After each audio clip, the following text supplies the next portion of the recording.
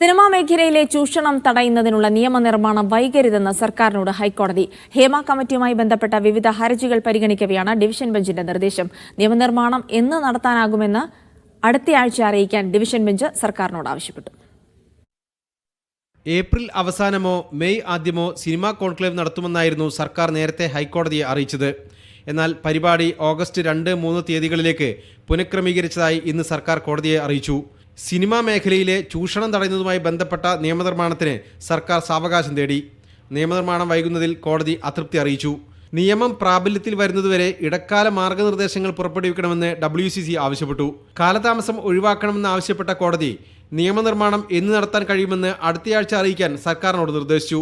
Hema committee റിപ്പോർട്ടിന് പിന്നാലെ register ചെയ്ത വിവിധ കേസുകൾ സംബന്ധിച്ച അന്വേഷണ പുരോഗതി പ്രത്യേക അന്വേഷണ സംഘം കോടതിയിൽ വിശദീകരിച്ചു. ഹർജികൾ ജൂൺ 9 പ്രത്യേക ബെഞ്ച് വീണ്ടും പരിഗണിക്കും. മീഡിയ 1 കൊച്ചി.